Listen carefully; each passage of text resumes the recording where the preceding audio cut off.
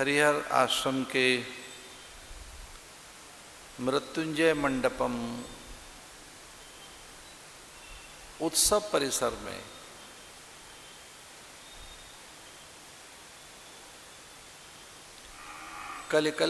कले मल नासनी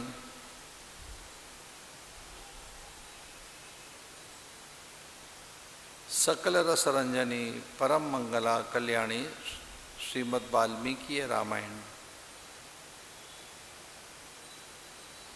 यह भगवत कथा जो प्रत्येक जीव के उद्धार के लिए है, ऐसे पवित्र पुरुषोत्तम मास में इस भगवत कथा के मुख्य यजमान आदरणीय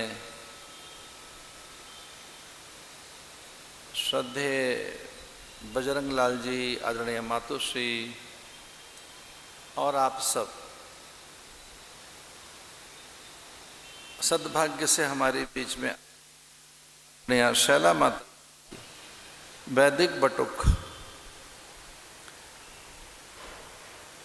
संत जन, आप सबकी आत्मसत्ता को, जिसमें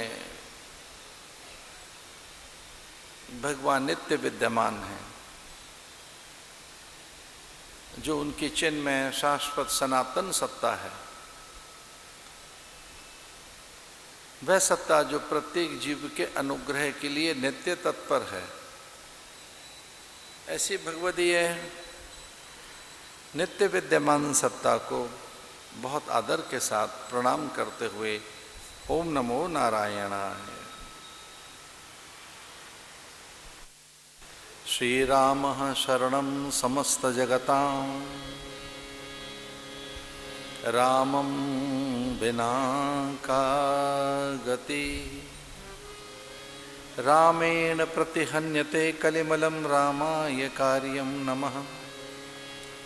रामात्र्यसति काल भीम भजगो रामस्य सर्वं वशे, रामे भक्तिर्खण्डिता भवतु मे रामत्वमेवाश्रय, रामत्वमेवाश्रय, रामत्वमेवाश्रय।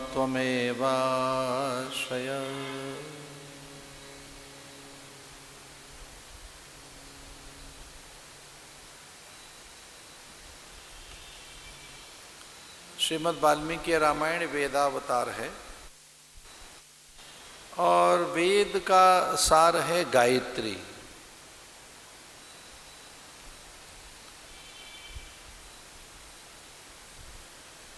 इसमें 24,000 श्लोक हैं। गायत्री में 24 अक्षर हैं, तो प्रत्येक एक अक्षर के अनुसार इसके 24,000 श्लोक व्याख्यायित हैं, निरूपित हैं, क्रमबद्ध हैं, श्लोकबद्ध हैं।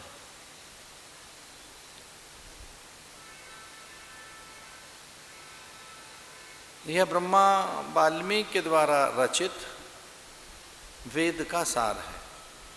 यह ब्रह्म गायत्री है।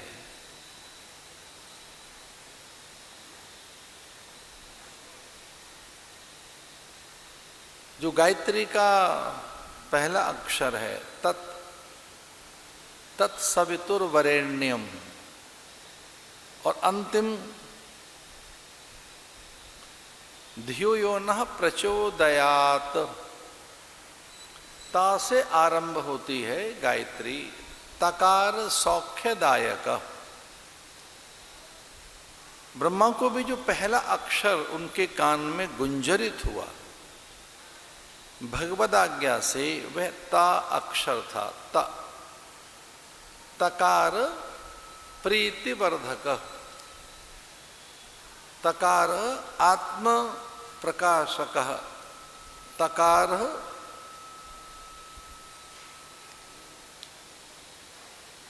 आत्म स्वरूपस्य प्रकाश्यते तकार सौख्यदायका। जो तकार शब्द है वो सौख्यता, प्रीति, आनंद और सत्य को प्रकट करने वाला है। गायत्री भी त से आरंभ होती है, यद्यपि अ आदि अक्षर है। उस अक्षर की भी महिमा हो और उससे ही प्रारंभ हो तो इसमें ओम भी पहले आता है। ओम तपस्वाध्याय निरताम तपस्वी वाग्विदाम वरम। इसलिए अकार उकार मकार यह ओंकार बिंदु संयुक्तम नित्यम ध्यायन्ति योगिनः कामदम मोक्षदम चैव ओंकाराय नमो नमः। ओंकार भी आरंभ में है।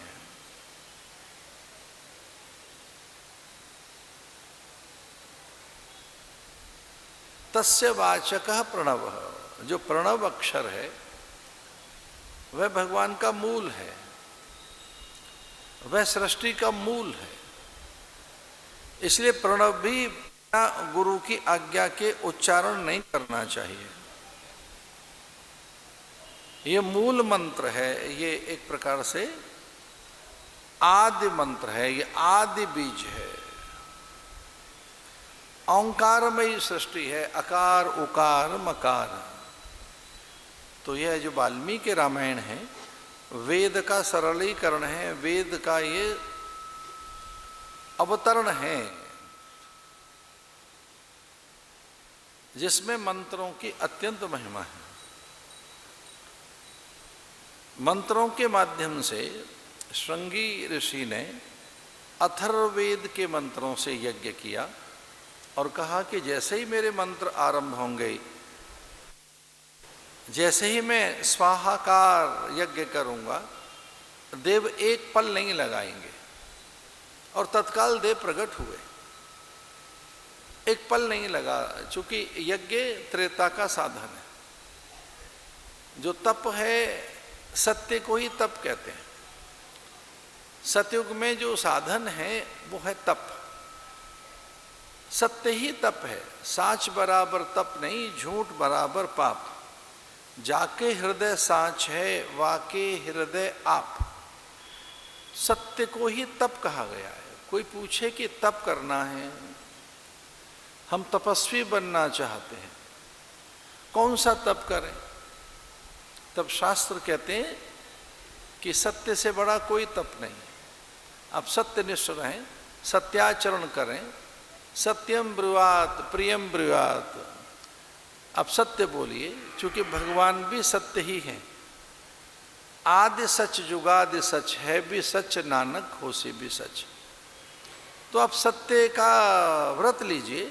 सत्यव्रतम सत्य परम त्रिसत्यम सत्य से योनि निहितम च सत्य। भगवान भी सत्य का ही व्रत लेते हैं।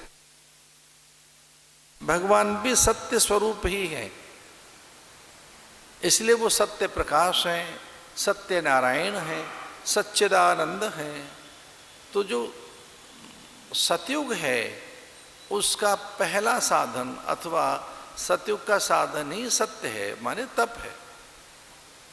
त्रेता में यज्ञ बताया गया, त्रेता का साधन यज्ञ है। द्वापर का साधन दान है और कलयुग का साधन नाम मंत्र है, जप है। कलयुग में आप सत्य का साधन नहीं कर पाएंगे, बड़ा कठिन होगा। सत्य का साधन करने से, उस सत्य को अंगीकार करने से तत्क्षण सिद्धि होती है। इसलिए सत्य तो बड़ी चीज है।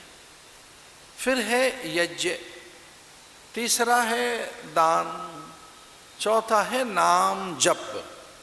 तो जो नाम जप है ये कलयुग का साधन है।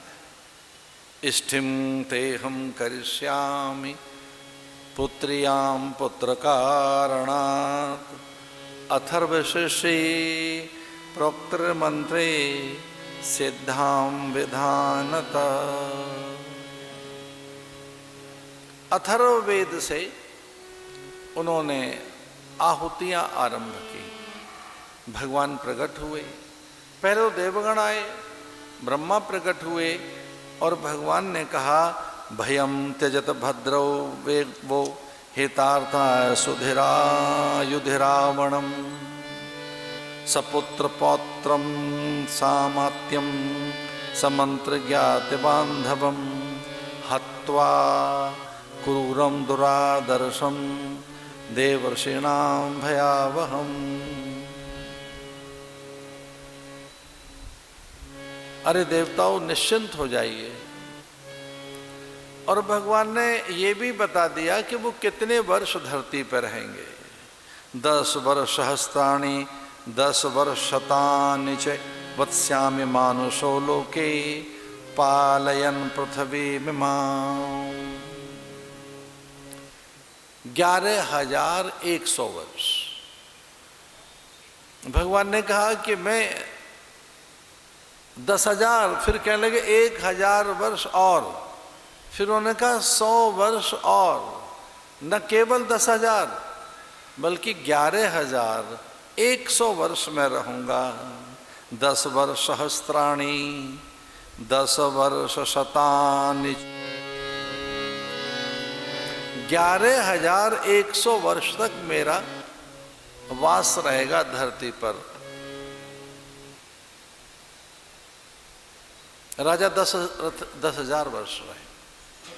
राजा दशरथ ने 10,000 वर्ष तक पालन किया, मैं और 1,100 वर्ष तक रहूंगा। धरती का पालन करेंगे, मैं स्वयं रहूंगा। आप मुझे मनुष्य रूप में देखना चाहेंगे? जब तक रावण का वध नहीं होगा तब तक मेरी मानवीय लीलाएं रहेंगी, का रूप धारण करके और मानवीय लीलाएं करूंगा। ततो नारायणो विष्णुर्युक्त सुरसतमे जनना सुरानेव सलक्षणं वचनं ब्रवीत् एव मुक्ता सुरा सर्वे। भगवान कहते हैं कि मैं समझ नहीं आऊंगा किसी को, थोड़े से ही ऋषि मुनि जो मुझे समझ सकेंगे। मानुषम रूपमां स्थाय रावण ही जय संयुगे। जब तक रावण का वध नहीं हो जाएगा मैं मनुष्य रूप में ही रहूंगा। चूंकि ये रावण को वरदान मिला था, ये कल तक की कथा आपने सुनी।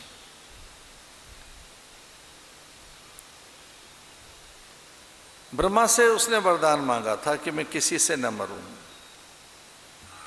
दिवाकर समाकारम दीप्तानले शिखोपमं तप्त जम्बो नदमयी राजांता परीक्षितां। मैं किसी के द्वारा न मरूं। यक्ष गंधर्व किन्नर देव और पितर ब्रह्मा इत्यादि और महादेव भी ये मेरा किसी भी प्रकार से अहित न कर सके। लेकिन हाँ, भगवान ने कहा, ब्रह्मा ने कहा कि फिर कोई किसी से तो मरेंगे, कोई तो होगा जो आपका हित कर सकता होगा। तब उन्होंने कहा यक्ष गंधर्व इत्यादि मुझसे भयभीत रहते हैं, काल ही मेरे अधीन है। मैं नक्षत्रों को अपने अधीन रखता हूँ। जब मैं चाहूँ तब चंद्रमा और सूर्य ये मेरे स्थान के अनुसार चलते हैं। मेरी जन्म कुंडली में ये मैं ही तय करता हूँ कि मंगल कब रहे, सूर्य किस स्थान पर रहे, चंद्रमा किस स्थान पर रहे। मेरी यात्रा के काल में मैं चंद्रमा को सन्मुख रखने के लिए उसे आदेशित करता हूँ। योगिनी मेरे दक्षिण भाग में रहनी चाहिए। राहु मेरे द्वारा नियंत्रित रहता है। संपूर्ण नक्षत्रों को मैं प्रेरित करते हुए, आदेशित करते हुए कहता हूँ कि मैं युद्ध करने जा रहा हूँ तो मेरे अनुकूल ग्रहों की स्थिति होनी चाहिए। जब सिद्ध और योगी मुनिजन खेचर इत्यादि ये सब मेरे द्वारा नियंत्रित हैं, तब मनुष्य की तो क्या सामर्थ्य है। मनुष्य तो कुछ है ही नहीं मेरे लिए। तो अगर आपको लगता है कि कोई एक व्यक्ति मेरा अहित कर सकता है तो मैं मनुष्यों को चुनता हूँ इस बात के लिए, क्योंकि मनुष्य के रूप में ये मनुष्य ही मेरा अहित कर दें, इसलिए लीन मनुज अवतार। भगवान ने कहा कि चलिए हम मनुष्य बनकर ही आ जाएंगे, ये देवताओं के द्वारा नहीं जीता जा सकता, तो मेरे उस रूप से मैं इसे नियंत्रित करूंगा।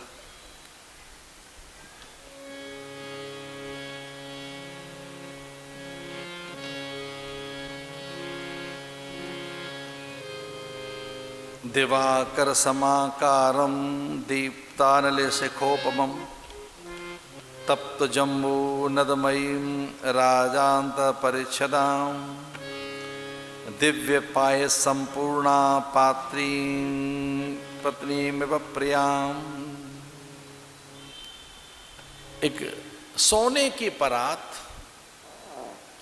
लेकर एक दिव्य पुरुष प्रकट हुआ।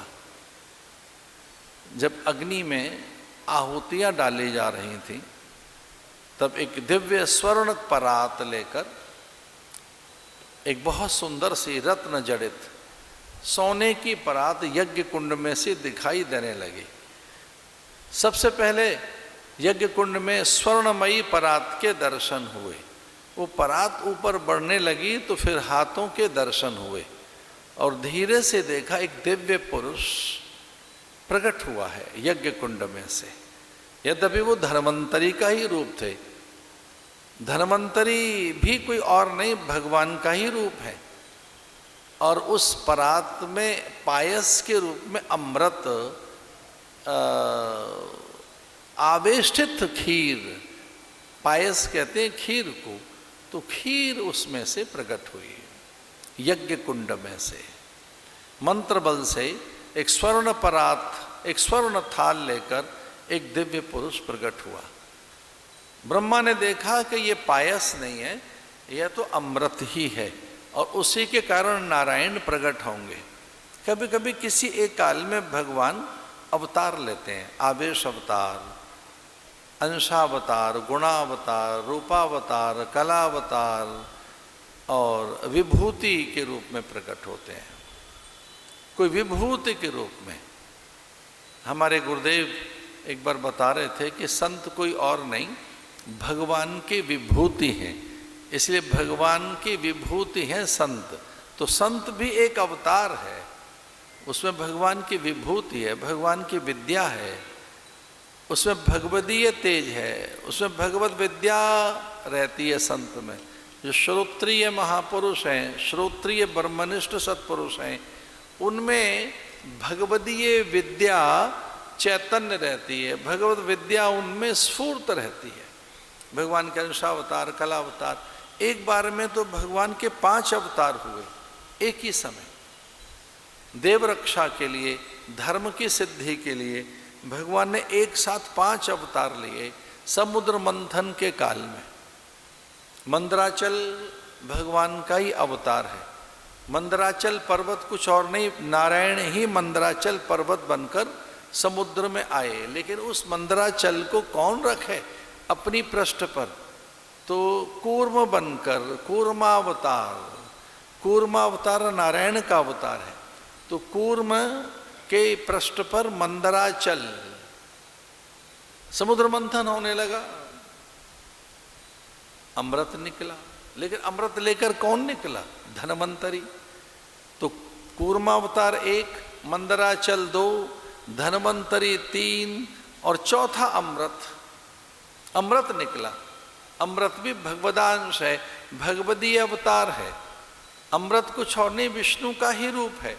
लेकिन उस अमृत को बांटने के लिए, उस अमृत की रक्षा के लिए, अमृत पर जब छीना झपटी होने लगी, तब एक और अवतार हुआ भगवान का, और उसका नाम है मोहिनी अवतार। तो भगवान मोहिनी बनकर उस अमृत की रक्षा के लिए प्रकट हुए। यह स्वयं भगवान का ही अनुभव किया ब्रह्मा ने।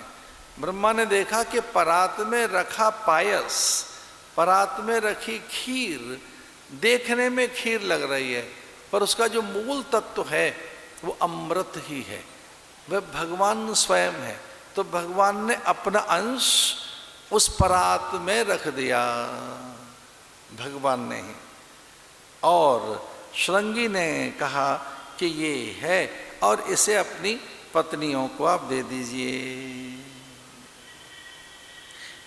इदम तो नृप्रशार्दूल पायसम देव निर्मितम प्रजाकरम ग्राण त्वं धनमारोग्यवर्धनम। हे राजन, ये केवल आपको पुत्र ही नहीं देगा। हे राजन, केवल पुत्र की प्राप्ति इससे नहीं होगी। क्या होगा? प्रजाकरम ग्रहण त्वं धनमारोग्यवर्धनम। इससे धन की वृद्धि भी होगी, आरोग्यता भी आएगी, आपके ऐश्वर्य की वृद्धि होगी। दिग दिगंत में आप जैसा कोई होगा नहीं और आपके पास ईश्वरीय सामर्थ्य प्रकट हो जाएगी। इसलिए इसे ग्रहण कीजिए। अथो पुनरिदम वाक्यम प्रजापत्यो नरो ब्रवीत राजनिर्चता देवानद्य प्राप्त मिदम त्वया। प्रजापति ये कह रहे हैं, माने ब्रह्मा ही ऐसा कह रहा है कि देखो ये कितनी अद्भुत वस्तु राजा को प्राप्त हो गई है। भार्याणाम अनुरूपाणाम श्रीतेति प्रच्छवे तासु त्वं लप्यसे पुत्रान् यथर्थ यजसे नृप। श्रृंगी ऋषि ने फिर कहा कि आप इसके 2 हिस्से कर लीजिए। एक हिस्सा कौशल्या को दे दो और जो एक बचा है हिस्सा उसके 2 कर लीजिए। एक सुमित्रा को दे दो और एक कैकेयी को दे दीजिए। श्रृंगी ऋषि ने ये बात कही कि जो परात में खीर आई है स्वर्ण थाल में, इस स्वर्ण थाल की खीर के 2 हिस्से कर दीजिए। एक कौशल्या को दे दें और एक में से 2 भाग बना दिए जाएं। ततो दशरथः प्राप्य पायसम देव निर्मितम बभूव परम प्रीत प्राप्य वित्तमिवादना।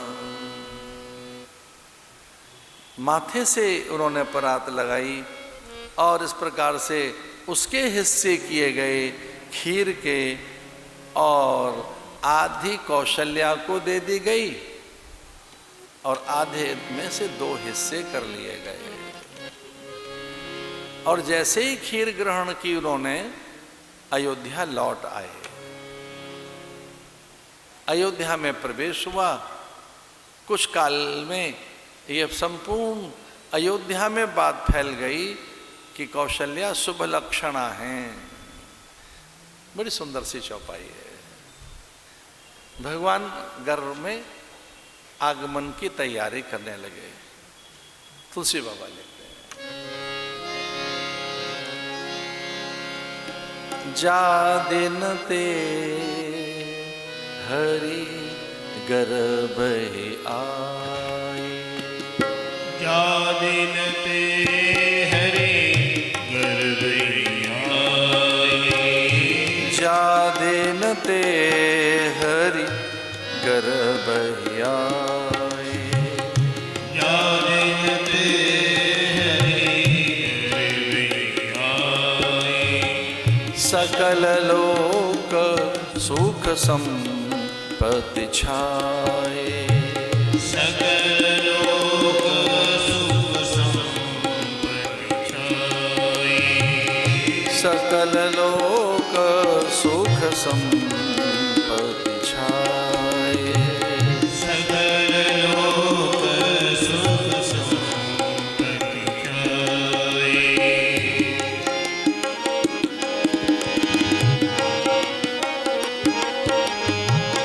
मंदिर में सब राज ही रानी। मंदिर में सब राज ही रानी। सोवत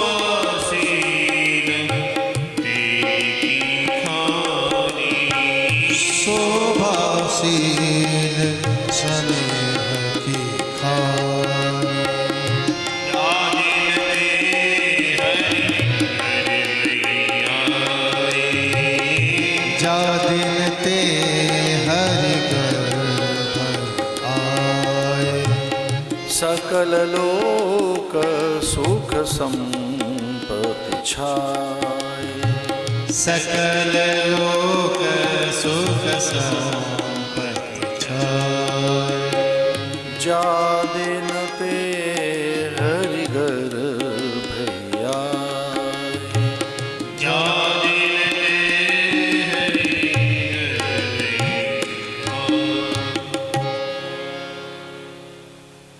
वाल्मीकि रामायण में बड़ा लंबा विवरण है कि भगवान के आगमन से पूर्व का क्या वातावरण था अयोध्या में।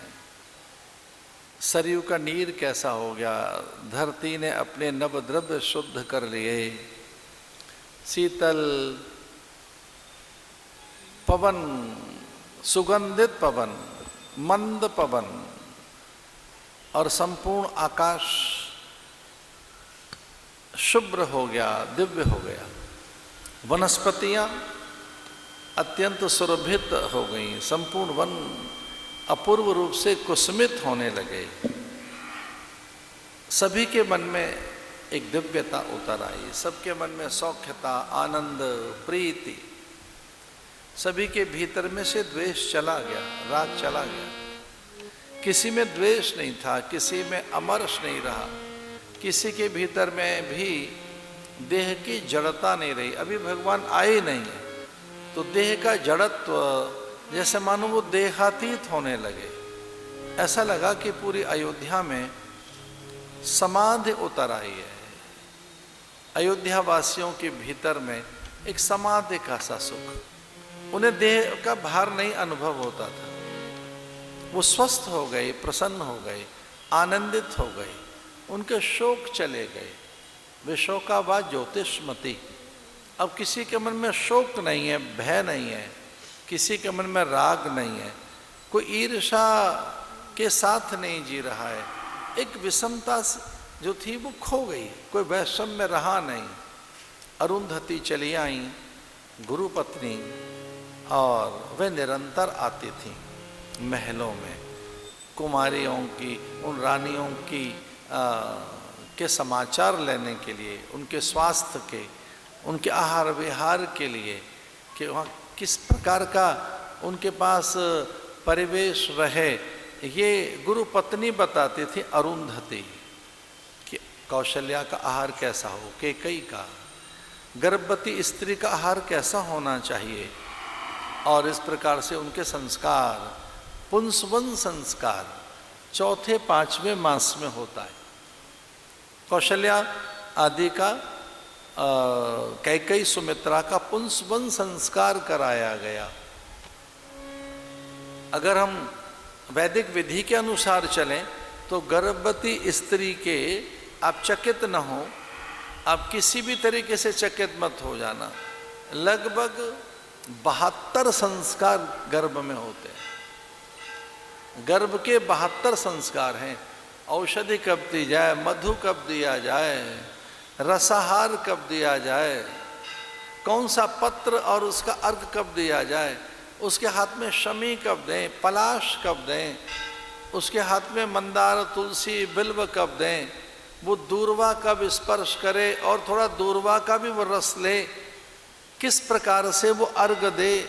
गर्भवती स्त्री नक्षत्र के अनुसार, तिथियों के अनुसार, प्रत्येक मास में मास की चित्रा नित्रा तिथियों के अनुसार उनके आहार के क्रम हैं। उन्हें गीत सुनाए जाए, रागोत्सव हो, रागोत्सव। तो वो कांता, सुचरिता, सुप्रिया, सुनिग्धा, ये नाम है गर्भवती स्त्री के। जब 9वां मास आरंभ होता है तब वो कांता कहलाती है। पहले मास, पहले से लेके और तीसरे मास तक वो आभा कहलाती है। पहले से तीसरे मास तक की जो गर्भवती स्त्री है उसे आभा कहते हैं। उसमें एक अलग प्रकार की आभा आती है। फिर वो दीप्ति कहलाती है, फिर नवलता कहलाती है, स्निग्धा कहलाती है, सौख्या कहलाती है, सुचरिता, सुप्रीता कहलाती है। एक और अद्भुत नाम है उसका। जैसे ही पुंसवन संस्कार हो जाता है तो पुंसवन संस्कार के बाद एक और नाम बताया गया गर्भवती स्त्री का, और वह प्रिया, ये नाम आता है कि प्रिया क्या है, सुप्रिया क्या है, सुचरिता क्या है। तो गर्भवती स्त्री का पहला संस्कार पुंसवन संस्कार, दूसरा 7वें मास में होता है, उसे सीमंतोनयन संस्कार कहते हैं। और जो सीमंतोनयन संस्कार है वो वटपत्र से होता है। वट का पत्र, उसका अर्क दिया जाता है, वो वटपत्र का स्पर्श करे, उसका दूध दिया जाता है उसे, और उससे संस्कार कराया जाता है। बहुत प्राचीन है ये वट का पेड़। अश्वत्थ पत्र कब वो स्पर्श करे, वो कब स्पर्श करे पलाश को, जूही, केतकी। एक जगह और आया है बड़ा अद्भुत कि वो नवद्रव्यों के लिए सप्त धातु, सप्त धान्य, सप्त रस कब दान करे। ये सब कराइए, आप संपन्न हैं, साधन संपन्न है, ये सब तो करना ही चाहिए। और ये बड़ा आवश्यक है। आपके घर में कोई दिव्य विभूति आएगी, अच्छे संतानों के लिए, उत्तम कोटि के संतानों के लिए ये पूछो कि प्रकृति कैसी है। शरीर की जैसी प्रकृति वैसा आहार है। अगर प्रकृति वात पित्त कफ की समझ आ जाए कि वात प्रधान है, पित्त प्रधान है, कफ प्रधान है, कौन से मास में है, अब गर्भ चल रहा है, उसके लिए ऋतु के अनुसार क्या आहार दें। अगर ऋतु के अनुसार आप गर्भवती स्त्री को आहार देते हैं, वैसे विचार उसके पास जा रहे हैं, वैसे उत्सव उसके आसपास हो रहे हैं, तो बालक हिष्ट पुष्ट होगा, सुंदर होगा, मेधावी ऊर्जावान होगा, और बालक वीर होगा, दार्शनिक होगा, बालक तत्ववेत्ता होगा, सामान्य बालक नहीं होगा। इसलिए इतनी अधिक देखभाल, सेवा, शुश्रूषा। इस शुश्रूषा का अर्थ है औषधियाँ, कौन सी कब कितनी, जल कितना उष्ण और कितना शीतल, कितना भोजन में मात्रा वो कितना हो, कौन से गर्भकाल में उष्ण दिया जाए जल, कब शीतल दिया जाए, पेय और पंचगव्य की मात्रा कब दी जाए, ये इसमें आता है। गर्भाधान एक बड़ा संस्कार, हम भूल गए संस्कारों को। कभी वैदिक काल में बताते हैं 40 और 44 संस्कार थे किसी एक काल में, लेकिन वो शिथिल होते हुए हमारे शास्त्रों में अब 16 संस्कार तक ही मान्य है। 16 संस्कार हैं। अब इन सारे संस्कारों का आदर कीजिए। पहला संस्कार क्या है? गर्भाधान, दूसरा पुंसवन, तीसरा सीमंतोनयन, चौथा है जात कर्म, निष्कर्मण, अन्नप्राशन, नामकरण, फिर है अन्नप्राशन। अन्नप्राशन के बाद में चूड़ा कर्म, जिसे मुंडन कहते हैं। उसके बाद है कर्ण भेद, जिसे कर्ण छेदन कहते हैं। उसके बाद है अक्षरारंभ, उपनयन, विद्यारंभ संस्कार। उसके बाद है वह समावर्तन, दीक्षा संस्कार।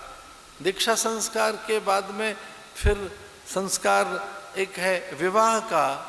विवाह में ये जो वैदिक विवाह है, इसके भी अंदर 5 संस्कार बताए। वाग्दान है, द्वाराचार है, शब्दपति है इत्यादि, और चतुर्थी कर्म, द्वाराचार, दुरागमन, यहाँ तक बताया है, जिसे आप फेरा कहते हैं। और फिर गृहस्थ जीवन, फिर वानप्रस्थ है। वानप्रस्थ के बाद में सन्यास है, और सन्यास के बाद एक संस्कार और है जो अंतिम में है, वो फिर आश्रम विधि के अनुसार होता है। आप जिस आश्रम में रह रहे हैं उस आश्रम की विधि के अनुसार वो संस्कार होगा, और वो अंत्येष्टि संस्कार। आप गृहस्थ आश्रमी हैं तो उस आश्रम में कौन सा संस्कार होगा, अब वानप्रस्थी हैं तो कौन सा संस्कार होगा, और आप ब्रह्मचारी हैं तो आपका संस्कार किस विधि से होगा। और तो और आप विदुर हैं, पत्नी नहीं रही आपकी, तो किस विधि से संस्कार होना चाहिए। और एक और आश्चर्य की बात है कि आप सन्यासी हैं तो क्या संस्कार होना चाहिए आपका। अगर सन्यासी का ही एक प्रकार से प्राण नहीं रहा है, सन्यासी के ही प्राण चले गए, अब खाली देह बची है, तो साधु का संस्कार कैसे होगा।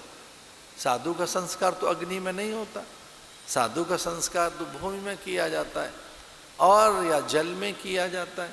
साधु का अग्नि संस्कार कभी नहीं होता। ये संस्कार है, हमें अपने संस्कारों का स्मरण रखना चाहिए।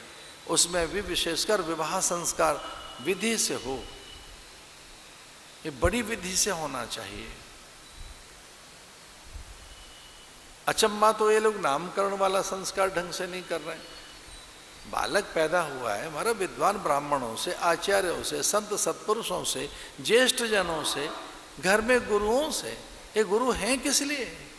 आपके घर में आपने गुरु आपके यहाँ आते हैं तो गुरुओं का वो अधिकार बनता है, आप उनसे कहें कि गुरुदेव हमारे बालक का नामकरण कीजिए, अथवा तो आचार्य साधु ब्राह्मणों से कहिए, या कि वो ज्येष्ठ जन रखें, जो विद्वान है वही तो बताएंगे कि नाम क्या होना चाहिए। अचंबा ये है कि आजकल ऐसा नाम रखा जा रहा है जो न समझ में आए, जो समझ नहीं आना चाहिए, जो थोड़ा विलक्षण सा हो, नया सा हो, नूतन नाम हो, पहली बार सुना हो, किसी को न पता लगे। और क्या बताएं, हमारा पवित्र कथा में बैठे, लज्जा आती है, लोग उससे पूछ रहे हैं, सोशल मीडिया में इंटरनेट से पता लगा रहे हैं, और वो जो सर्च इंजन है उसमें ढूंढ रहे हैं कि कोई बढ़िया से नाम बता दीजिए।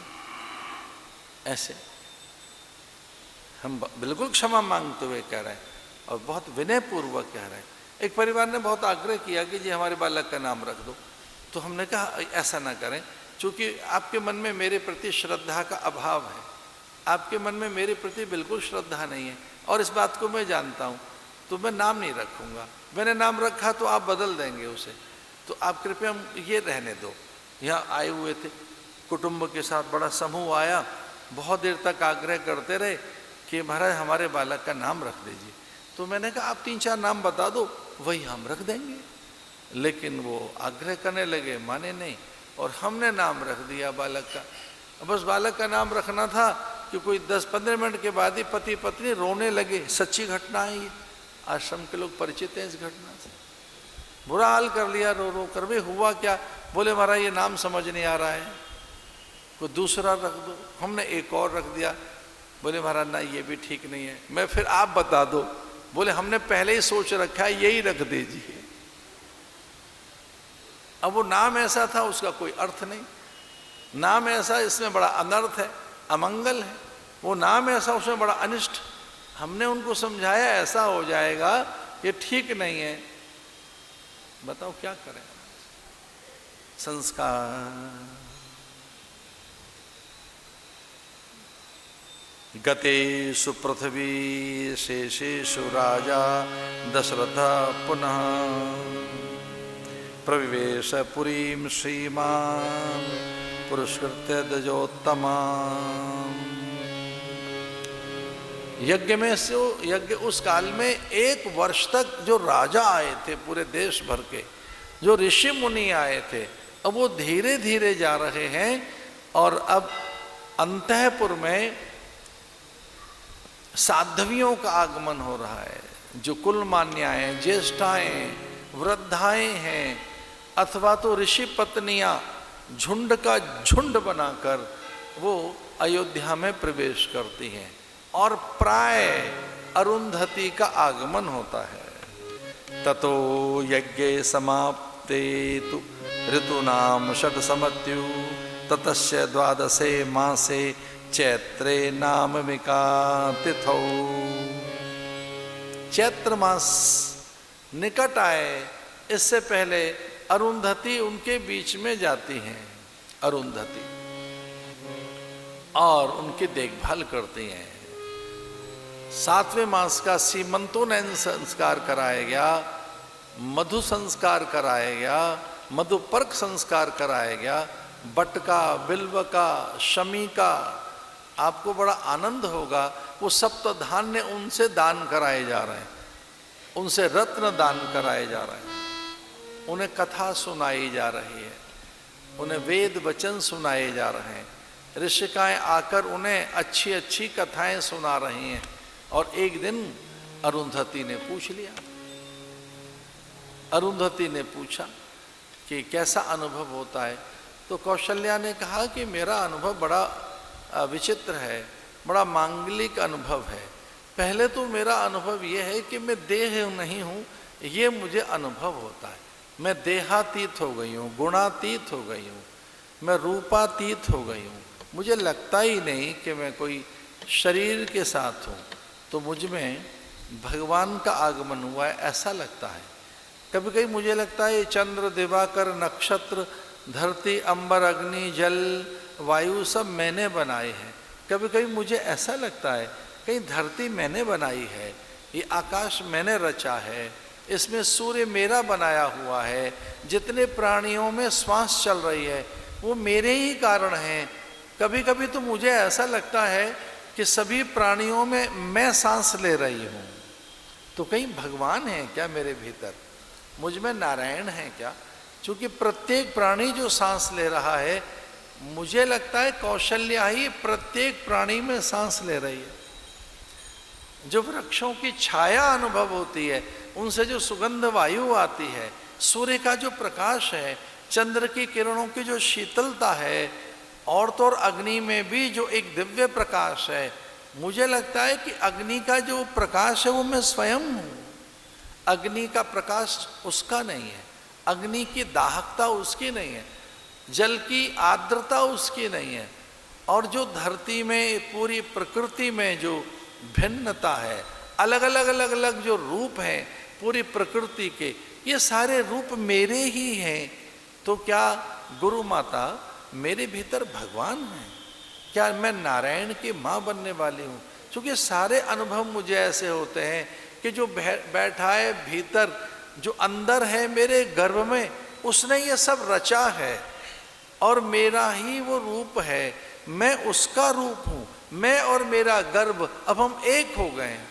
मुझे लगता नहीं कोई भिन्न है। कभी मैं स्वयं अनुभव करती हूँ कि मैं ही वही हूँ और जो मुझ में है मैं उससे अलग नहीं। देखिए कैसा अनुभव। जा दिन ते हरि गर्भ आए, नित नव मंगल मोद बधाए। रानी अत्यंत आनंदित है और ब्रह्माणी आ गई एक दिन वेश बदल कर। ब्रह्माणी ने कहा चलो ब्राह्मणियों का वेश बनाकर, और इस प्रकार से सरस्वती वेदात्री चली आई, वेद माता गायत्री चली आई, एक दिन पार्वती झुंड बनाकर चली आई, और इस प्रकार से अलौकिक शक्तियों का आगमन अयोध्या में होने लगा। अलौकिक दिव्य शक्तियाँ अयोध्या की ओर आने लगीं और कपोत, कागा, मयूर, कोकिल, इन सब में देवगणों का भी आगमन होने लगा। ऐसा भी आता है काकभूषुंड जी भी कभी कभी दर्शन करने आते। ऋषियों के झुंड आने लगे। इतने साधु अयोध्या में कभी नहीं आते थे। हिमालय से, गिरिकंदराओं से, हिमोपत्तिकाओं से, तीर्थों से, सप्तपुरियों से, जैसे मानो अलग अलग अलग अलग दिशाओं से झुंड बनाकर साधु आने लगे। द्वार पर उनको दान दिया जाता है, सत्कार किया जाता है, उनका समागम कराया जाता है, वो वहाँ पर ज्ञान सत्र लेते हैं। और इन सब के बीच कभी कभी वशिष्ठ भी आते, वामदेव, जाबाल, उथत्ते, अंगिरा, बड़े महापुरुष, इन सब का भी आगमन प्राय होता। दशरथ के पास बैठते, ब्रह्म सत्र चलता, ज्ञान चर्चा होती, शास्त्रों की चर्चा होती, और अरुंधति और अनेक ऋषिकाएं मिलकर कौशल्या, सुमित्रा, कई को सत्संग सुना रही हैं। अरे भाई, गर्भवती स्त्री को भय के समाचार मत दो, शोक के समाचार, हानि के ये समाचार मत दीजिए। अगर घर में गर्भवती स्त्री है, वो अपनी पुत्री हो, बहू हो, घर में जो गर्भवती हैं बेटियां, उनको भय का समाचार नहीं दिया जाता, उनको शोक का समाचार, अभाव के समाचार, अथवा तो दुख के समाचार, या कोई द्वेष उनके सामने, कोई झगड़ा और अलग अलग प्रकार के क्लेश उनके सामने मत रखो। कहुड़ ऋषि के लिए तो अष्टावक्र बोलने लगे। अपने पिता को इन्होंने कहा कि उच्चारण आप कैसा कर रहे हैं। अष्टावक्र अंदर गर्भ में थे। एक ऋषि गर्भ में ही कितने ऋषियों को ज्ञान हुआ है, अनेक ऋषियों को, असित को, देवल को, अंगिरा को गर्भ से ही ज्ञान था। सिद्धनाम कपिलव मुनि, वो तो जन्म से ही सिद्ध थे। सुखदेव मुनि जन्म से सिद्ध थे। सनकादिक ने जन्म से पहले से ही ज्ञान था कि वो कौन है, पहले से ही। और जिनको ज्ञान देने के लिए भेजा गया नारायण के द्वारा, वे थे प्रहलाद आदि। प्रहलाद को गर्भ में ही ज्ञान दिया गया। नारद से कहा जाओ और ये अभी कयाधु के गर्भ में है, इसे वेद पढ़ाइए, इसे शास्त्र समझाओ। अभी बच्चा पैदा नहीं हुआ, षडंग ज्ञान लेकर पैदा हुआ है, वेद के 6 अंगों का ज्ञान है। तो अच्छी बातें बताओगे गर्भवती स्त्री को तो स्वस्थ होगी, प्रसन्न होगी, द्वेष रहित रहेगी, और उसकी स्वास्थ्य की चिंता करो, उसके मानसिक स्वास्थ्य की, उसके बौद्धिक स्वास्थ्य की, न केवल शरीर के स्वास्थ्य की। तो जो उसकी जो मेंटल हेल्थ है उसका भी तो ध्यान रखो।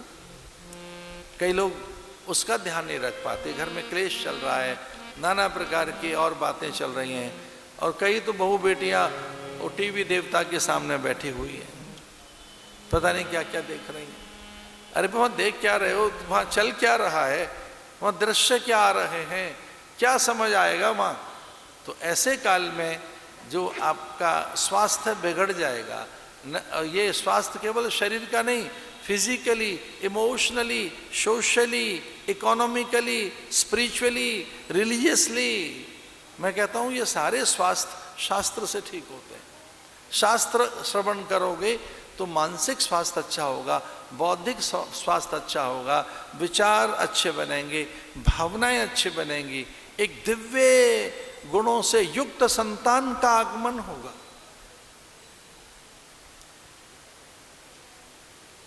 अरुंधति ने पूछा एक दिन कैकेयी से, आपको क्या अनुभव होता है? तो कैकेयी ने कहा कि मुझे तो लगता है कि मैं कोई साधु को पैदा कर रही हूँ, कोई मुनि है मेरे भीतर, कोई महात्मा है।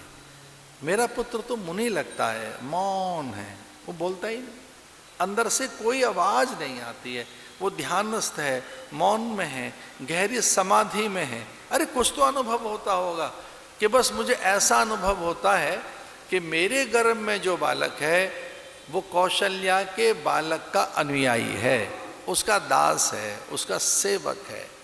कौशल्या के गर्भ में स्वामी आ रहा है, ये हमें पता लग गया है। कौशल्या के गर्भ में स्वामी है और मेरे पुत्र में मुझे सेवक दिखाई देता है, लगता है मेरा पुत्र सेवक है, वो सचिव है, सेवक है। कभी कभी लगता है दास है, अनुचर है, मेरा पुत्र तो अनुचर है, सेवक है, और जो कौशल्या का पुत्र है वो स्वामी है। तो मुझे लगता है मेरा पुत्र मौन, वो धर्मात्मा होगा, उसमें धर्म होगा। तो मैं जब विचार करती हूँ तो लगता है मेरे गर्भ में धर्म आ रहा है, मेरे गर्भ में सन्यासी आ रहा है, महात्मा आ रहा है। तो भरत की माँ को ऐसा दोहद होता है। पूछा सुमित्रा से गुरु माता अरुंधति ने, आपके क्या अनुभव हैं? उसने कहा मेरे भीतर में कोई 2 अनुभव होते अलग अलग अलग, दो माताएं, 2 पुत्रों की माँ बनेंगी।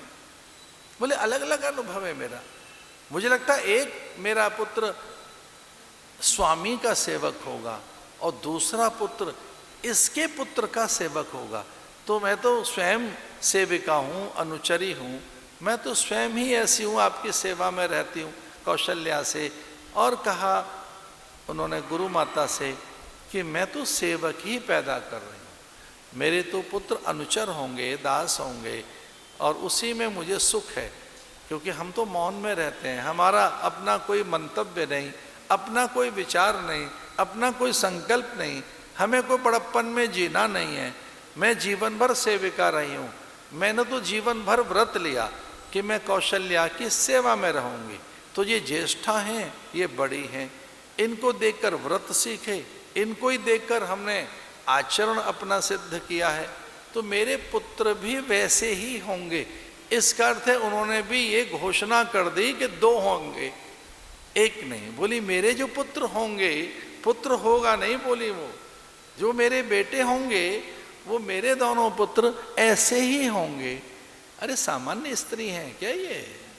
वो सुमित्रा हो, कैकेयी हो, अथवा तो ये कौशल्या, ये स्वयं दिव्य सत्ताएं हैं, ये सामान्य तो है नहीं, जिनके सामने अप्सरा भी आसन पर नहीं बैठ पाती हैं, सची इंदिरा भी आसन पर नहीं बैठती हैं, जिन्हें प्राय दर्शन देने के लिए रमा ब्रह्माणी रुद्राणी आ रही हैं। एक बार नहीं अनेक बार पार्वती आई आशीर्वाद देने, एक बार नहीं अनेक बार ब्रह्माणी आई उनका माथा सूंघने के लिए और उनके मस्तक पर चंदन लगाने के लिए, पुष्प लेकर, फल लेकर, दिव्य परिधान लेकर रमा अनेक बार आई। रमा माने लक्ष्मी।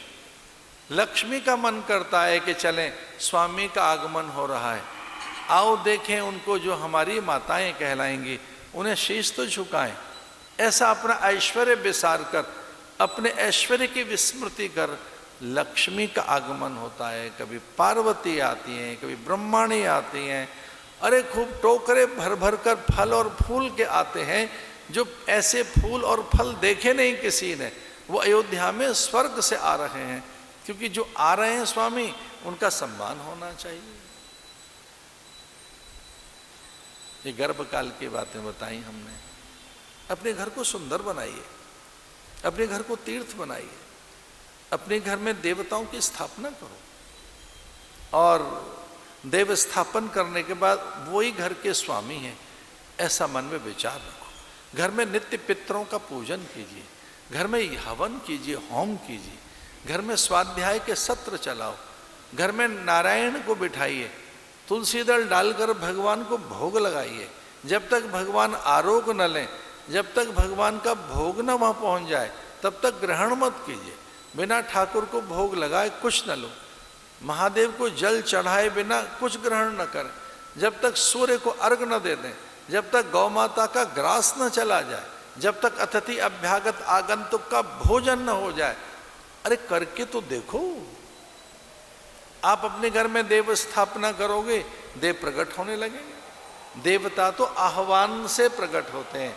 आह्वयामि स्थापयामि पूजयामि इहा गच्छ इहा तिष्ठ वरदौ भव सुप्रसन्नौ भव। अरे बाजार में जाकर आपको फूल दिखें तो लाओ ना अच्छे अच्छे फूल भगवान को चढ़ाने के लिए।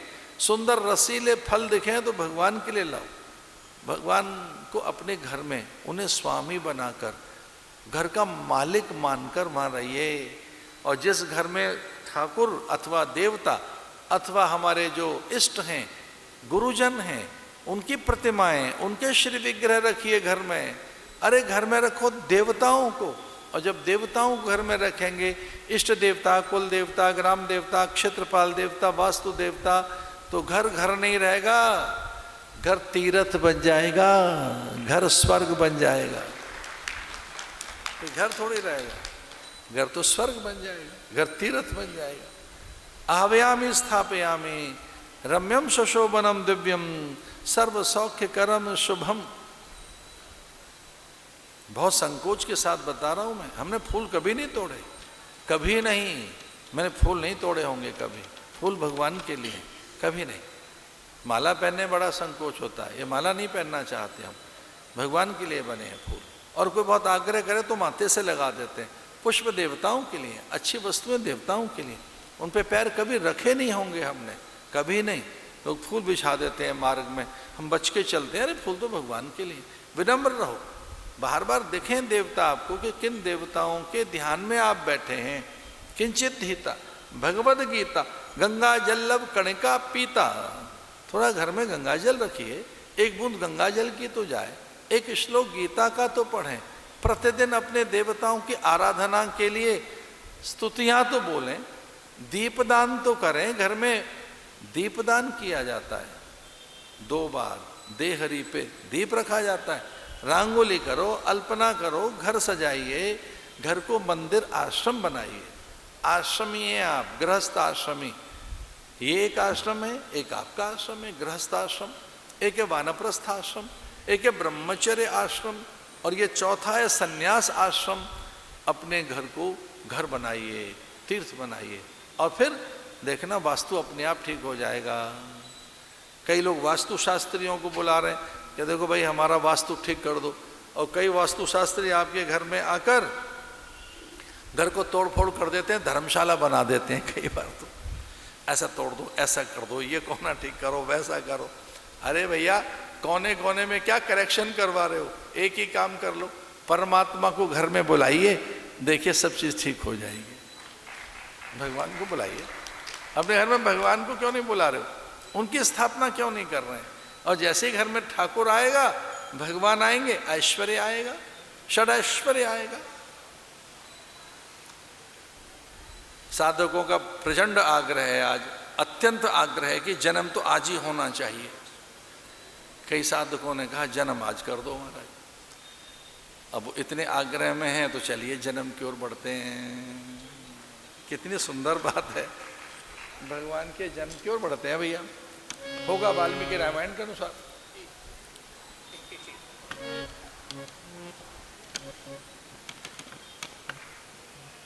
नक्षत्रे देवते दैवते सर्वोच्च संस्थेषु पंचसु ग्रहेषु कर्कटे लग्ने वाक्य पदा बिंदुना सह। अद्भुत है। प्रोद्यमाने जगन्नाथम सर्वलोक नमस्कृतम। आंखें बंद करके और जगन्नाथ दिखाई दिए भागवत इसके अनुसार। वाल्मीकि रामायण के अनुसार आंखें बंद हैं कौशल्या की। प्रोद्यमाने जगन्नाथम सर्वलोक नमस्कृतम।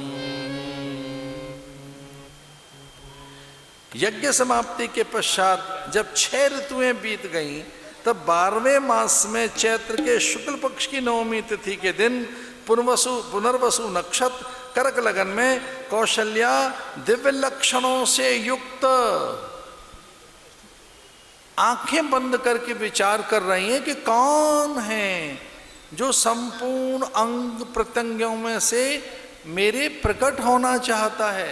ये कौन है? अपूर्व प्रकाश, एक द्युति, एक कांति, एक अपूर्व तेज, एक विलक्षण रस। ऐसा लगा कौशल्या को उनके रोम रोम रोम कूप में से, उनके प्रत्येक अंग प्रत्यंगों में से, उनके पूरे अंतःकरण में से एक वो रस है। वो रस का सागर अनुभव करने लगी। इतना ऐश्वर्य, आनंद, अनुराग, उनमें एक अद्भुत उल्लास, एक अद्भुत ऊर्जा, एक अपूर्व तेज। उन्हें लगा रोम रोम रोम रोम में से कोई अचानक ही प्रकट होने के लिए आतुर है। जगन्नाथ हैं क्या ये? तो विचार कर रही है, जगन्नाथ हैं क्या ये लोकनाथ हैं क्या? ये जगत प्रभु हैं क्या? जगदेश्वर हैं क्या? ये परमेश्वर हैं क्या? भगवान हैं ये जो कण कण कण में सर्वत्र हैं, सर्वव्यापक हैं। पूरी प्रकृति में जो रमा हुआ है, जो सर्वत्र है, वो मुझ में प्रवेश कर गया है। और मुझ में से कोटि कोटि सूर्य, अनेक चंद्रमा, अनेक सागर, अनेक पर्वत, अनेक जीव जंतु, और मुझ में से अनेक देवता, ब्रह्मा आदि, न जाने कौन कौन मुझ में से प्रकट होने के लिए अब आतुर हैं। प्रोद्यमाने जगन्नाथम सर्वलोक नमस्कृतम कौशल्या जनयद् रामं दिव्यलक्षण संयुतम।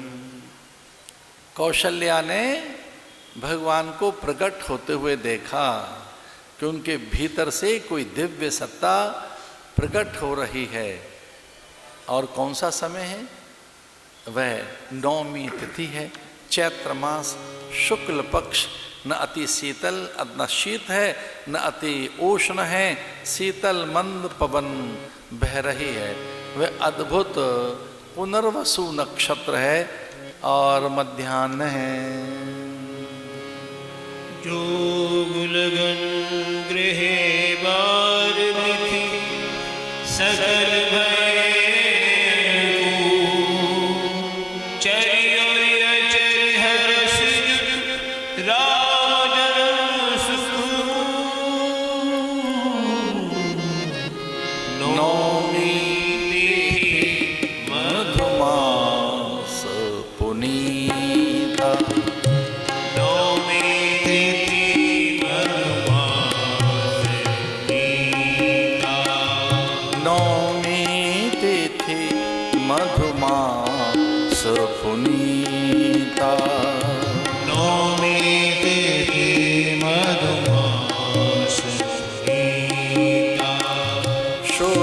पक्ष अभिजित हरि प्रीता। शुक्ल पक्ष अभिजित हरि प्रीता।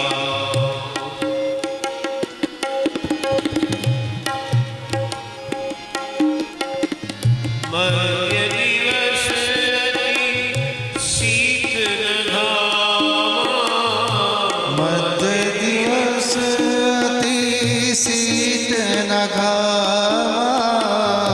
पावन काल लोक विश्राम। पावन काल लोक विश्रामा।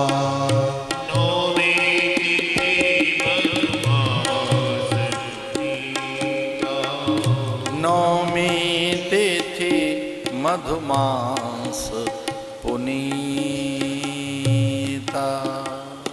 नौमी तिथि मधुमास चैत्र शुक्ल पक्ष मध्याह्न में भगवान नारायण प्रकट हुए।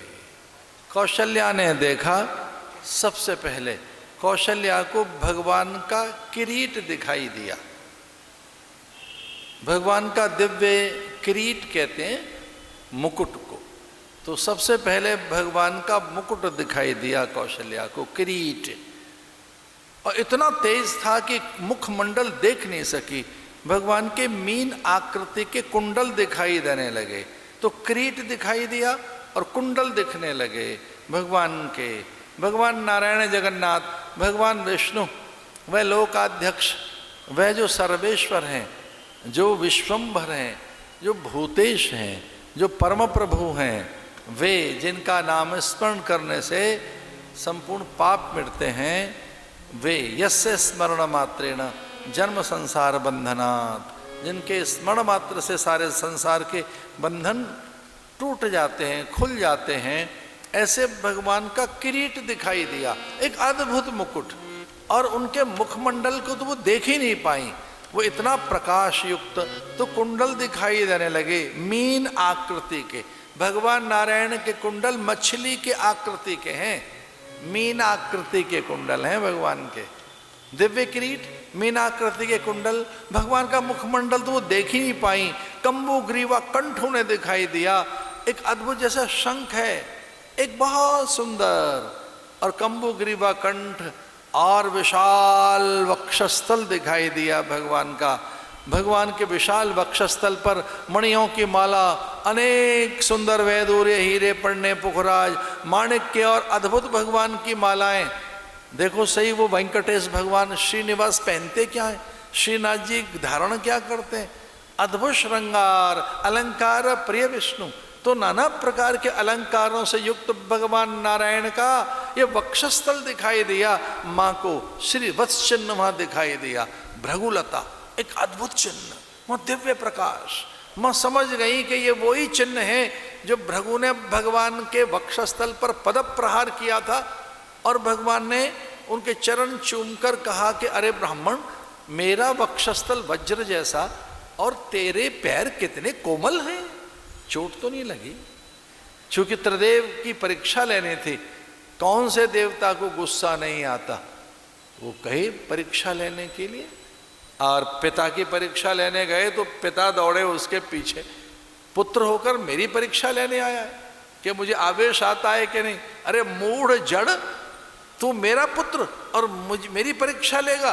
तो उन्होंने कहा ना पिताजी, मैं तो ऐसे, मुझे ऋषि मुनियों ने भेजा है, तो ठीक है मुझे क्षमा ही कर दीजिए। महादेव के पास गए तो भगवान महादेव को लगा कि भैया हम तो क्रोध के ही तो देवता हैं, बिना क्रोध के ये प्रलय कैसे आएगी, बिना क्रोध के संहार कैसे होगा, बिना क्रोध के जब तक मेरे तृतीय नेत्र में कंपन पैदा ना हो तब तक तांडव नहीं हो सकता। मैं तो पूरी सृष्टि का संहार कर देता हूँ, मैं जहाँ समाधि का देवता वहाँ संहार का भी तो देवता हूँ। तो उन्हें लगा कि भाई भगवान तो हाँ संहार के ही देवता हैं, तो चलो नारायण के पास चलते हैं। तो नारायण से कुछ कहा नहीं, भृगु ने पद प्रहार किया, भृगु ने अपने पैर से वक्षस्थल पर प्रहार किया भगवान की छाती पर, और भगवान ने उनके पैर पकड़ लिए, चूमने लगे। भगवान ने अपने होठ रख दिए ब्राह्मण के पैर पर, यह कहकर कि आपके पैर में चोट तो नहीं लगी? बोले महाराज आप क्या करते हैं, आप कैसे हैं? भगवान ने कहा ये चिन्ह मैं सदा ही धारण करके रखूंगा। तो जगदम्बा माँ कौशल्या ने देखा, पहले किरीट देखा, फिर कुंडल दिखाई दिए भगवान के, फिर भगवान की माला, और भगवान की माला में एक माला बड़ी अद्भुत वैजंती की। तो जितने अलंकार थे भगवान ने जो नाना प्रकार की मालाएं धारण कर रखी थी वक्षस्थल पर, उसमें एक सुंदर सी माला पर माँ का ध्यान चला गया। वो कौन सी माला? वैजंती। भगवान वैजंती की माला पहनते हैं। वैजंती माला पर माँ का ध्यान गया और वैजंती माला के मध्य में ही देखा पीतम अंबरम येन, भगवान ने पीतांबर धारण कर रखा है और वक्षस्थल थोड़ा सा उनका दिखा, वो भृगुलता दिखाई दी। और फिर माँ थोड़ा सा नीचे देखने लगी तो नाभि कमल नाभि प्रदेश पर माँ का ध्यान गया, कटी प्रदेश पर। और जैसे माँ का नाभि प्रदेश पर ध्यान गया तो वहाँ उन्होंने कमलनाल, कमल पुष्प और ब्रह्मा उनकी स्तुति कर रहे हैं। और झटपट वो पहचान गई कि ये तो नारायण हैं। अरे ये तो भगवान स्वयं, ये तो भगवान ही हैं जिनकी स्तुति नारायण कर रहे हैं। माँ से रहा नहीं गया और माँ तो फिर नाभि से इस प्रकार से उर प्रदेश का दर्शन करती हुई माँ और चरणों तक पहुँच गई। और जैसे ही चरणों में शीश झुकाया तो गंगा मैया के दर्शन हो गए। कहाँ से निकली है गंगा?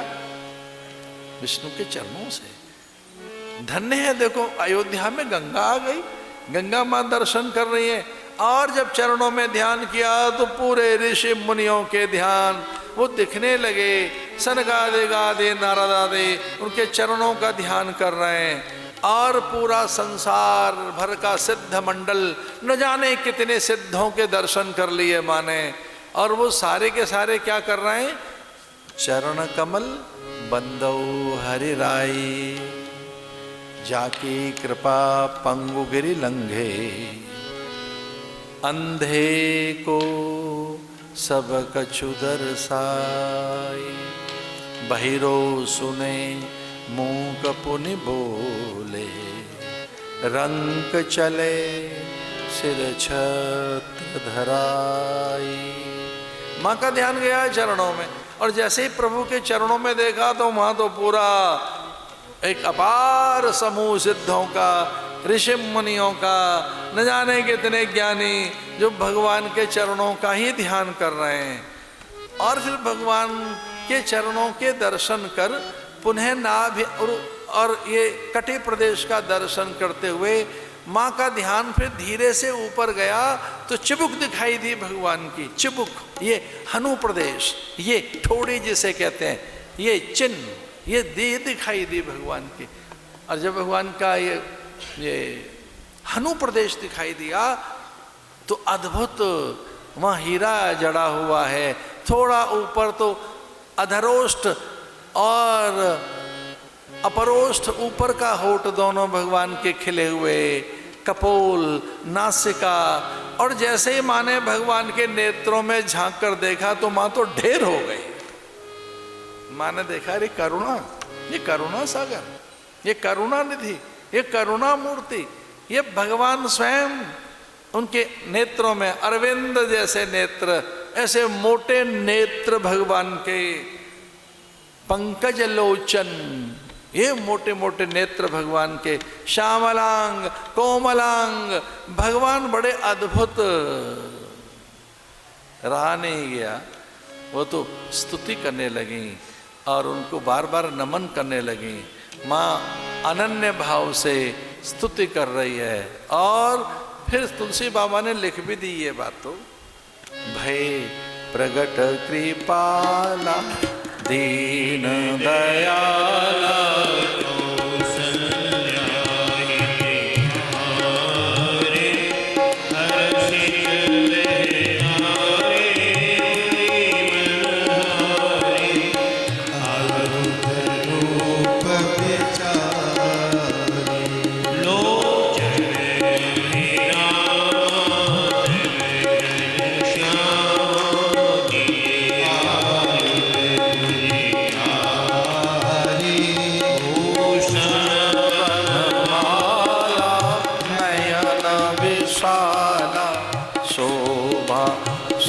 सिंधु खरा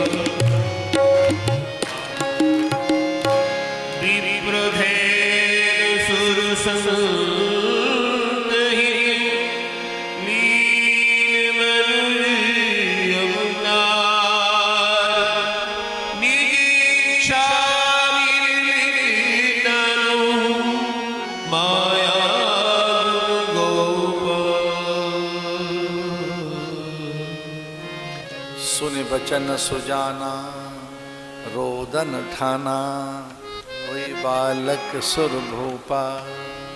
माने का ये नहीं चलेगा, ये जो इतना विराट रूप विश्वम विष्णु वषटकारो, ये विराट रूप नहीं चलेगा। क्या है? बोले शिशु लीला कीजिए, कीजिए शिशु लीला अति प्रिय शीला। छोटे शिशु बने भगवान, जिस प्रयोजन की पूर्ति के लिए आए, आपका तो इससे प्रयोजन सिद्ध नहीं होगा। आप नारायण बनकर आएंगे, विष्णु बनकर आए हैं, जगन्नाथ श्रीनाथ, ये जो आप जो रूप धारण करके आए, इससे प्रयोजन की पूर्ति नहीं होगी। भगवान ने कहा किससे होगी? अरे मनुष्य बनो, आप मनुष्य बनने के लिए आए थे, मनोरभव मानवीय रूप धारण कीजिए। तो भगवान ने कहा मनुष्य बनकर क्या करना पड़ता है? माने का रोना पड़ता है। जब मनुष्य बनेंगे, शिशु लीला करेंगे, रोदन करना पड़ेगा। सुने बचन सुजाना, पहले तो भगवान नारायण जगन्नाथ प्रकट हुए, मानेगा ना ना ना, इससे प्रयोजन सिद्ध नहीं होगा, अवतरण सिद्ध नहीं होगा, आपका संकल्प सिद्ध नहीं होगा, जिसके लिए आए वो कार्य सिद्ध नहीं होगा। ऐसे कैसे दिखेंगे? कोई भी पहचान लेगा आप नारायण हैं। आप छिपके रहिए, तो माँ से पूछ लेंगे करना क्या है? अरे शिशु बन जाओ, रूप छिपाइए, अपनी पूरी विराटता का गोपन कर दीजिए। तो माँ मैं क्या बनूं? बोले शिशु बनो, छोटे बालक बन जाओ ना। बालक बनकर क्या करना है? सुने बचन सुजाना रोदन ठाना। भगवान रोदन करने लगे, और जैसे ही भगवान प्रमोदन करने लगे और प्रसूति का गृह से रोदन का स्वर सुनाई दिया, फिर तो घंट घड़ियाल शंख शहनाई और थालियां बजने लगी।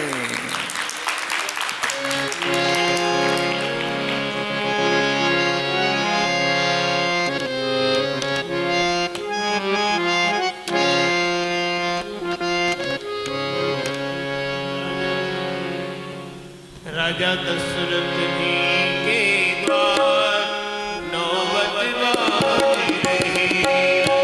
दशरथ जी के द्वार नौबत बाज रही।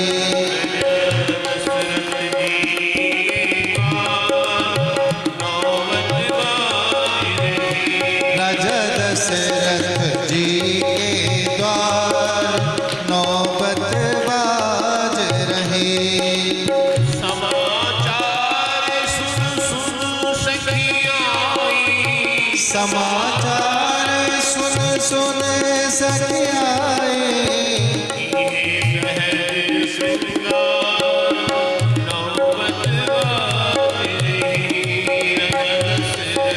जी के द्वार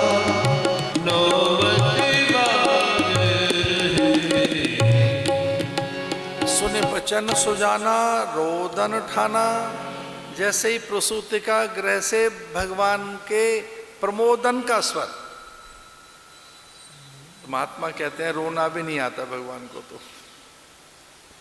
अच्छा, रोना तो संसार के लोगों को आता है महाराज, भगवान रो नहीं रहे, प्रमोदन कर रहे हैं, रोदन नहीं, प्रमोदन। तो वहाँ जितनी सिद्धा थी, वो सिद्धाएं जो उनकी सेवा में लगी थी, तो वो कहने लगी कि कम से कम भगवान को आज के दिन तो रोना चाहिए था, कम से कम आज ही रो लेते थोड़ा सा। ये रोना भी नहीं आता ठाकुर को, रो नहीं रहे, प्रमोदन कर रहे हैं, प्रमोदित होने लगे। और ये प्रमोदन, रोदन नहीं, प्रमोदन का स्वर जब सेविकाओं को और दासियों को, अनुचरियों को लगा, तो बैठी थी शंख बजाने के लिए, घंटा, घड़ियाल, शहनाई, मृदंग, पखावज, और वो नाचने लगी। और सबसे आगे जो मुख्य सेविका थी कौशल्या की, वो थाली बजाते हुए राजा दशरथ के पास पहुंची, थाली बजती हुई दिखाई दी, और शंख, शहनाई, मृदंग, पखावज और नृत्य कर रही हैं सेविकाएं। तो राजा दशरथ से रहा ही नहीं गया, उन्होंने अपनी मोतियों की माला उतार उतार कर और उनके आंचल में डालने लगे, रत्न उछालने लगे, और वहाँ जो उनके हाथ में आए सुंदर पदार्थ दास और दासियों को बांटने लगे। दूसरा समाचार आया कैकेयी का, फिर आया सुमित्रा का। आश्चर्य की बात तो ये कि चारों ने भी प्रमोदन नहीं किया, रोदन नहीं किया, क्योंकि वो भी भगवान के ही अंश हैं। जब राम ने रोदन में प्रमोदित स्वर है, वैसा ही भरत का, वैसा ही लखन और रिपुदमन का आनंद छा गया अयोध्या में। अरे महाराज, जन्म का समाचार, उनके प्राकट्य का समाचार, भगवान तो प्रकट हुए हैं, ये उनका आविर्भाव है, भगवान का अवतरण हुआ है लोक मंगल के लिए, लोक कल्याण के लिए। भगवान क्या है? मंगल मूर्ति है। मंगलम भगवान विष्णु, मंगलम गरुड़ध्वज, मंगलम पुंडरीकाक्ष, मंगलाय तनोहरि। भगवान नारायण का आगमन, और फिर तो भीड़ लग गई द्वार पर, आचार्यों की, ब्राह्मणों की, होता ऋत्विजों की, ऋषि मुनियों की, महादेव सन्यासियों के झुंड में हैं, ब्रह्मा से रहा ही नहीं गया, वो ब्राह्मणों के समूह में खड़े हैं। इंद्र इत्यादि ने कहा रे कौन विलंब करे, दौड़ो अप्सराएं, और पूरे अयोध्या को देवताओं ने घेर लिया कि हमारा कार्य सिद्ध करने के लिए भगवान का अवतरण हो गया। भगवान आ गए तो नाना विधि से उनकी वंदना स्तुति करने लगे, और इस प्रकार से ये रामावतरण हो गया। कल भगवान का उत्सव करेंगे अच्छे ढंग से, और भगवान की बाल लीलाओं का आनंद लेंगे। अब भगवान पहुंच ही गए अयोध्या में। सुने बचन सुजाना, रोदन ठाना, होई बालक सुर भूपा। भगवान प्रकट हो गए। इतना ही कहकर कल के आनंद में रहेंगे। कल भगवान का उत्सव करते हुए बाल लीलाओं में प्रवेश करेंगे।